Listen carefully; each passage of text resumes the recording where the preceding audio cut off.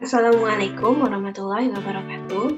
Perkenalkan, nama saya Tajam Nisa Fatir Ardia dengan NIM 0903118191924008. Di sini, saya akan menjelaskan tentang perencanaan dan persiapan awal dalam mengelola proyek sistem informasi serta diagram WBS.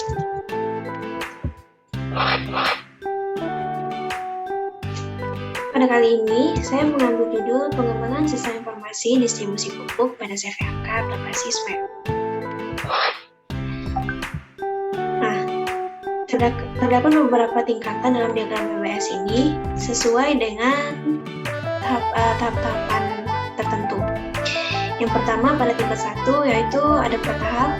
Yang pertama adalah investigasi awal, yang kedua adalah analisis kebutuhan, yang ketiga adalah perancangan, dan yang terakhir atau yang keempat adalah implementasi. Nah, tahap 1.0 atau tahap pertama adalah investigasi awal, dapat kita sebut dengan tahap persiapan. Pada tingkat 2 di investigasi awal terdapat 5 tahap. Tahap pertama adalah studi kepustakaan, yang tahap kedua adalah pengumpulan data dan distribusi pupuk dari CVMK. Kemudian yang ketiga adalah mengidentifikasi proses sistem manajemen yang dilakukan, dan yang keempat membuat rumusan alur. Yang kelima adalah mengumpulkan dokumentasi.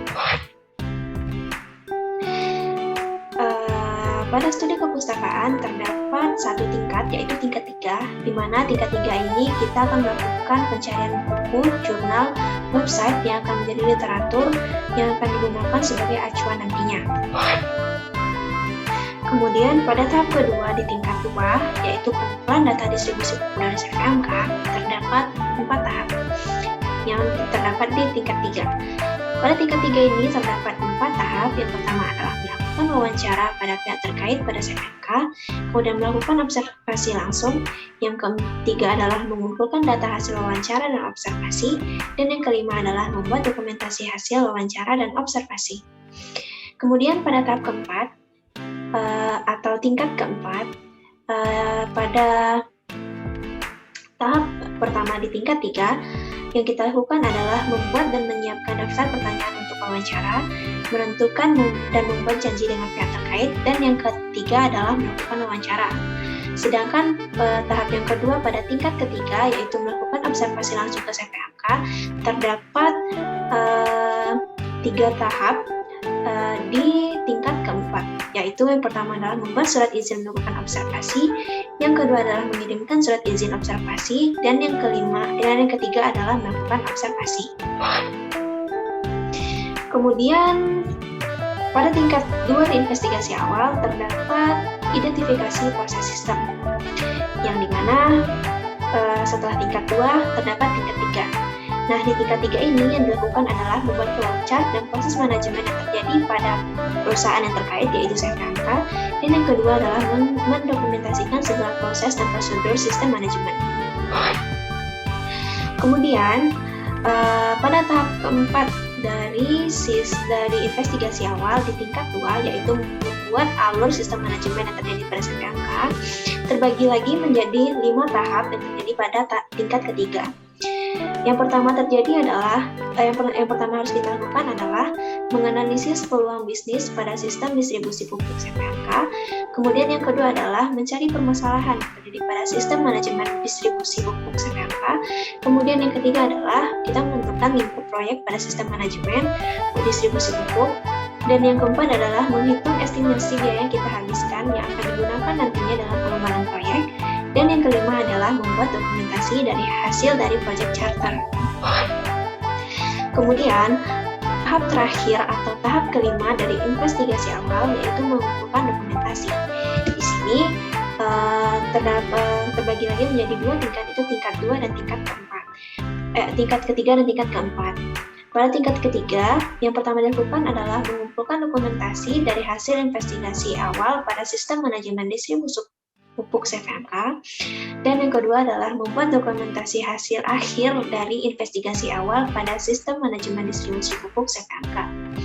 Nah, tingkat 4 ini merupakan turunan dari tingkat 3 yang dimana hal yang dilakukan adalah mengumpulkan dokumentasi dari hasil investigasi tadi. Yang dilakukan pertama pada tingkat keempat, pada tahap pertama adalah dokumentasi dari wawancara dan observasi. Kemudian yang kedua adalah dokumentasi dari proses dan prosedur manajemen distribusi pupuk. Dan yang keempat adalah dokumentasi hasil dari project charter.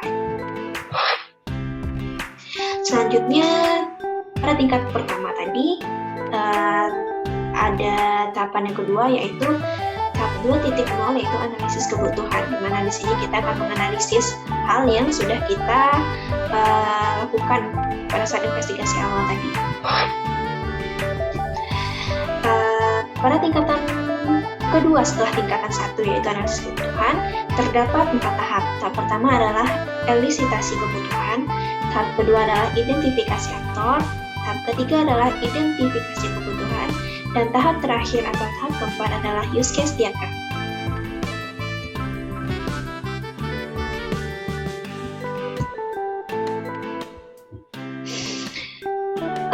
Pada tingkat 2 terbagi lagi menjadi beberapa tahap, yaitu yang terjadi di tingkat 3. Pada elisitasi kebutuhan terdapat 2 tahap yang terjadi pada tingkat 3, yaitu yang pertama adalah mencari tahu proses bisnis yang terjadi pada perusahaan serta, kemudian yang kedua adalah mencari tahu aktor yang terlibat di dalamnya. Kemudian selanjutnya pada tingkat 2 dan tahapan yang kedua adalah identifikasi aktor, di mana identifikasi aktor ini juga terbagi menjadi 3 tahap yang terdapat pada tingkat 3. Pada tahap pertama yang dilakukan adalah identifikasi user atau pengguna, kemudian identifikasi kabit pergudangan atau kepala bidang pergudangan, dan yang ketiga adalah identifikasi pegawai operasional pergudangan. Selanjutnya pada tingkat 2, pada tahapan ketiga adalah identifikasi kebutuhan, yang dimana di sini terbagi lagi menjadi 2 tahap pada tingkat 3. Tahap pertama adalah kita menentukan kebutuhan fungsional, dan juga yang selanjutnya adalah menentukan kebutuhan non-fungsional. Nah, tahap 3 yang terjadi pada tingkat pertama selanjutnya adalah perancangan. Di sini terjadi tahap perancangan. Pada tingkat kedua, tahap perancangan terbagi menjadi 3, yaitu perancangan arsitektur, perancangan komponen, juga perancangan database. Kemudian, setelah tingkat 2, terdapat lagi tingkatan ketiga yang merupakan turunan dari tingkatan yang kedua. Di sini terdapat perancangan arsitektur yang dimana terbagi lagi menjadi 4 tahapan yang terjadi pada tingkat ketiga.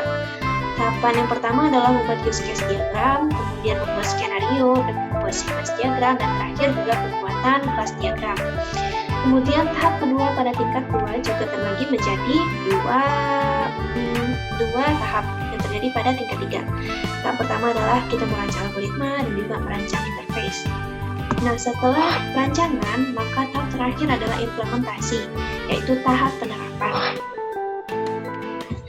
Pada tingkat kedua di implementasi, terdapat 5 tahap. Tahap pertama adalah pengadaan hardware sebagai perangkat pendukung, kemudian yang kedua adalah instalasi sistem manajemen distribusi pupuk, kemudian yang selanjutnya adalah implementasi jaringan sistem manajemen distribusi pupuk, selanjutnya lagi adalah melakukan training kepada pegawai yang bertugas sebagai pengelola sistem manajemen distribusi pupuk, dan yang dilakukan terakhir pada tahap implementasinya adalah membuat dokumentasi implementasi sistem manajemen distribusi pupuk. Nah, turunan dari tingkat 2 ini adalah tingkat 3 dan tingkat 4. Nah, tingkat 3 ini, tahap pada tingkat 3 ini hanya terjadi pada pengadaan hardware sebagai perangkat pendukung. Hal yang terjadi di sini adalah yang pertama tahapannya adalah pengadaan komputer klien untuk sistem manajemen distribusi pupuk. Kemudian pengadaan komputer server untuk sistem manajemen distribusi pupuk, dan kemudian yang ketiga pengadaan printer untuk sistem manajemen distribusi pupuk. Nah, di tingkat 3 tadi pada tahap pertamanya juga ada 3 tahapan lagi yang terjadi pada tingkat 4. Pada tingkatan 4, yang pertama harus ada pengadaan komputer 3 set, kemudian juga harus ada instalasi operation system dan juga instalasi software pendukung komputer klien. Nah, sampai di kekurangan dan kesalahan baik dalam pengucapan maupun dalam penulisan. Sekian, saya ucapkan terima kasih.